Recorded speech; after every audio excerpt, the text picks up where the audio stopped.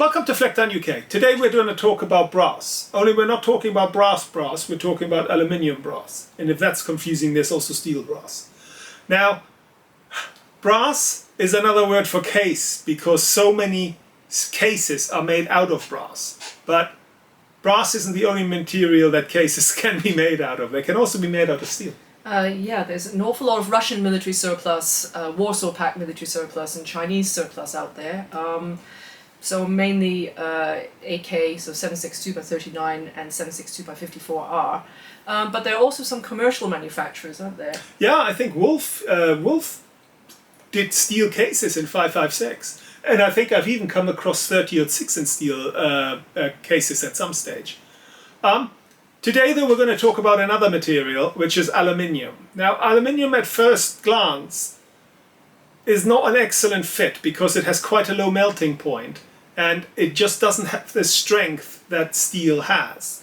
And that's one of the reasons you will just never find aluminium in rifle cases. Yeah, that's right. I've literally only ever seen pistol calibers in aluminium.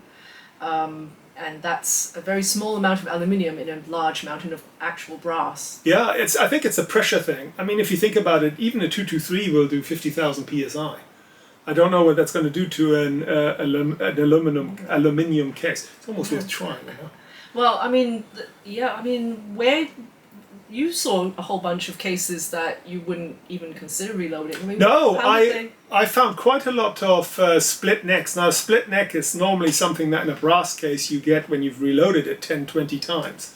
And I've even found one case where the side has worn/melted away to the extent that you could look through the side of the case. That's pretty scary, actually, if you think about it. Yeah, and they can be fussy. I mean, they're American shooters. There are lots. Well, the trouble is we don't have ejectors here, but there are people that shoot ejectors, semi-automatics, where they complain that aluminium just doesn't feed at all. Yeah, I mean, I guess if you've got degradation on that level, then that you might have warping? Yeah, I think it's also the stickiness of the material. Okay, I think yeah. brass is just smoother somehow. Yeah. I mean, to be fair, I also consider steel quite sticky. I mean, if you have a gun that's fussy, I don't think I'd run steel through it necessarily. But I think aluminium is going to be even worse. Yeah, yeah. So, in our massive mountain of brass cases, we did find a few, a small percentage which were aluminium. It tends not to have very much interest for aftermarket, so for reloaders. I think a lot of it is even Berdan Prime to make sure that people don't reload it. Probably, actually. I didn't look into that much detail. I did. Oh, right.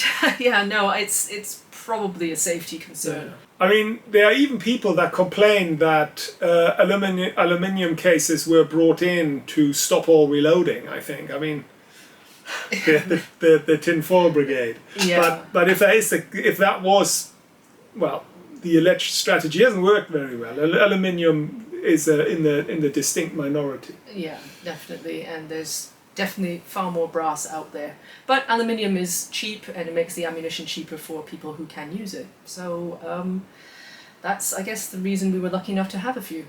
Anyway, we'll leave the conspiracy theorists to the conspiracy theories and finish by saying goodbye.